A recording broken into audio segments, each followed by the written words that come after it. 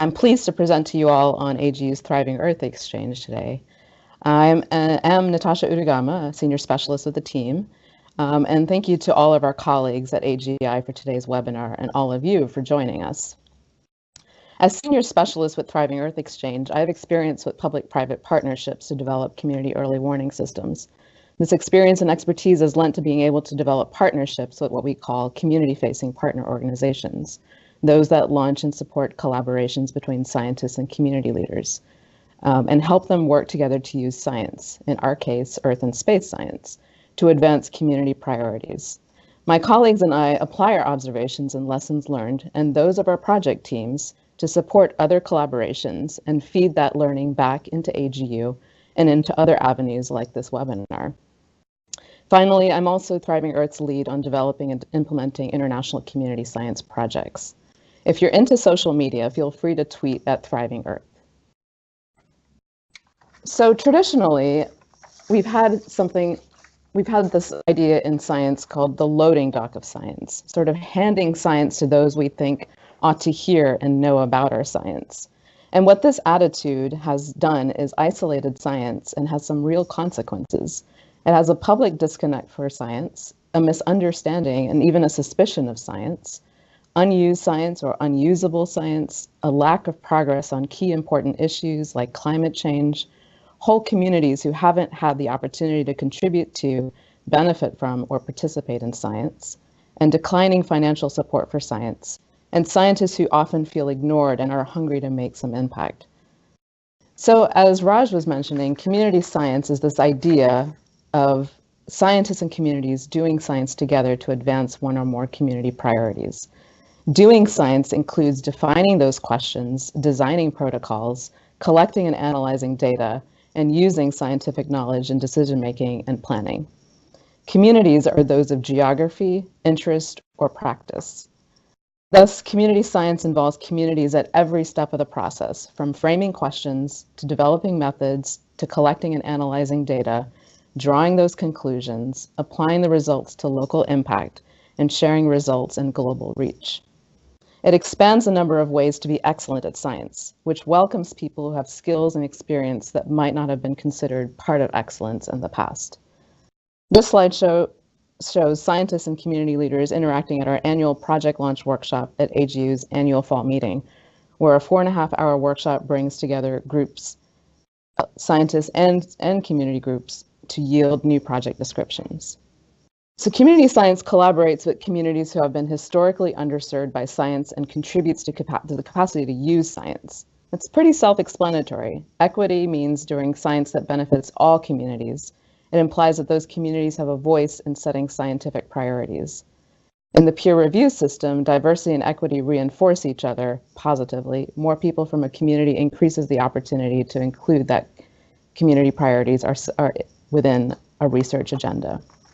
So community science engages with other ways of knowing and expands the practice of science. This is the most challenging part of equity, diversity, and inclusion because it means letting go of our assumptions that science is the smartest or even the only smart method in the room, and being open to expanding the practice of science to include new ways of doing things. The dangers are resistance and conservatism on the one hand that ends up sending a message of your ways aren't welcome in science, learn our ways. On the other extreme, we have appropriation, grabbing ideas and methods and rolling them into science while bearing their source. So we have to navigate very carefully between these two. So the Thriving Earth Exchange is a program powered by the American Geophysical Union. And AGU is obviously the professional society of earth and space scientists who specialize in everything from the core of the earth to the surface of the sun and everything in between. AGU has approximately 62,000 plus members, of which 40% are international, with over 200,000 scientists who have either presented at our conferences or published in our journals. Our mission is to promote discovery in earth and space science for the benefit of humanity. In the nearly 100 years of our existence, our scientists have focused mostly on the former part of that mission, making them great at research and publication in earth and space sciences. Thriving Earth Exchange aims to make AGU's membership more adept at the second half of that mission by leveraging our earth and space scientists to work towards benefiting humanity. So that's second part of the AGU's mission. So Thriving Earth exchange encourages, enables our communities and scientists working together using Earth and space science to advance local priorities related to climate change, natural hazards, and natural resources. So how does Thriving Earth do community science? We have a four-stage process. Essentially, it starts with scope, where we begin with community priorities. We match them with volunteers. We take them through a solving process, and then we share those tools and solutions in an open source way. I'll go through those steps piecemeal here. So taking the example of a recent project that completed this year in Berlin, Maryland. In 2016, Thriving Earth worked with the town of Berlin, Maryland on a project to convert land originally used as a poultry plant to a recreational area. The town had hired consultants to determine remediation needs. However, it needed a microbiological assessment of the ponds at the site in order to ascertain that a projected recreation area could indeed be used by the public. The Thriving Earth scientist was able to provide a microbiological analysis of the sediment sampling of an area within one of the ponds of the recreational area. And because of this output, which was the town was able to provide justification to not spend the recommended $7 to $8 million to remediate the ponds, they were able to make the decision not to remediate the ponds at this time. But how did the four steps apply to this to get to this impact? In step one, in scope, we defined a project that uses Earth and space science to advance community priorities. We were first introduced to the town of Berlin, Maryland by our partners at the International City and County Managers Association, or ICMA. Once we were connected with the town manager, we learned that Laura Allen, the town manager, wanted a scientist to monitor and test the water on the former poultry plant property and determine the cost of remediation. Once testing was complete, the town would like the scientist to provide remediation options and design options to limit the problem. So essentially, we were looking for what strengths do the community have, what are those community challenges and priorities, how do they connect to Earth and space science, and how might a scientist actually contribute?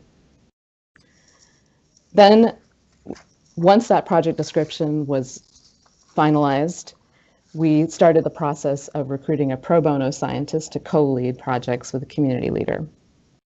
This involves recruiting scientists, reaching out directly to our scientists in the AGU universe to find a scientist who would co-lead a project with a community leader. In the case of Berlin, Maryland, they were looking for a scientist with background in hydrology, specifically to pond remediation techniques, an ability to operate effectively in environments where science is not the only factor and often not always the leading factor in decision making, approachability, experience dealing with the press, public, and elected officials, and the ability to interact in person or remotely with Berlin, Maryland. We then found several scientists that suited the purposes of the Berlin project, and we recommended them to Laura Allen. She then had the opportunity to choose who she wanted to work with and decided on the scientist pictured here, Dr. Ellen Silbergeld of Johns Hopkins University. Once they were introduced to each other over the phone, they had a chance to talk to each other, ask each other questions. They finally decided to work together, and that was when the project was a go. Then the project moved into the solve phase of our process. So once the match was made, the project moved into that phase. And in the case of Berlin, they came up with a sampling plan, decided when that would be executed, how the samples would be analyzed and documented, and finally, what the presentation format would be. Throughout the project, Berlin was particularly successful in getting local coverage of the project's trajectory reported on in their local Bayside Gazette, as pictured here. Meanwhile, the Thriving Earth team provided ongoing coaching and connections in order for the project to go from concept to impact. And then finally, the project moved into share. Once the impact was achieved, all of our projects sort of think about ways in which they can share the tools and solutions that are developed through the project. So how can this work be leveraged elsewhere, and what sort of open source data and methodologies are possible to share? As per the initially planned deliverable, the team in Berlin produced a microbiological analysis of the sediment sampling of one area within one pond of the facility. The results of the Thriving Earth Exchange study show that there are no microbiological hazards. For the town, it meant that they don't need to take immediate steps to remediate the ponds or even remediate it at all. The consultants that they worked with indicated that it would cost approximately $7 million to remediate 3 ponds. So as mentioned earlier, they were able to save that money. Although the team wanted to do a community meeting, scheduling, which is often an issue between the scientists and the community leaders, made it difficult and in the end impossible. Despite this, the town administrator, Laura Allen, and the community at large now have a better understanding of the types of risks the ponds pose. Thus, the community should feel more comfortable about using those ponds. So what are some tips for engaging effectively with communities and scientists? So start with partners. Can they recommend communities that would be best suited to work with scientists? Do they have the point of contact, the time and resources to devote to a pro bono scientist? What are the community's issues? What are those priorities? Are there any ongoing funding streams or deadlines or requirements that make one issue more of a priority? These scoping conversations that we have are there to determine what the structure of the project with the community leaders might be, and others that might have a stake in the project's impact. And then, most importantly, is finding the right scientists who are willing to work with the community scope and, of course, provide their time. Community leaders and selected scientists are then willing to work together to rescope the project based on the selected scientists' expertise and availability. So what is important here is that scientists and communities work together to enable and enhance community science values of community context and local knowledge, trust and partnership, collaborative planning and action, people, process and results, and community impact. So we really advise against any parachuting in. And some of the benefits of community science are as indicated here. By starting with community priorities, it helps to inspire innovative research that wouldn't occur if the scientists didn't understand community context. It helps communities that wouldn't otherwise have access to science, such as environmental justice communities or communities of color, and an opportunity to work with the latest researchers and their science, thereby strengthening community buy-in to scientists and their outputs. Both scientists and community leaders have a chance to learn to work with each other, thereby helping both develop new skills and ways of communicating with people that they may not always get a chance to interact with. And similarly, science learning is advanced for both. Scientists learn better how to do their sciences in ways that benefit communities, and likewise, communities learn more about how science can advance their priorities. As mentioned earlier, community science then lends itself to increasing community support of the scientific method and process. Community science is all about caring for the earth, its peoples and the places where people live, work, play, and pray. And what better than to give back to your community and society all that you've learned in a scientific education? Community science provides a very fulfilling opportunity for scientists to give back to their communities. Currently, Thriving Earth Exchange has over 89 projects, and 30 of those have been completed. Our goal for AGU Centennial is to reach 100 projects and impact over 10 million people.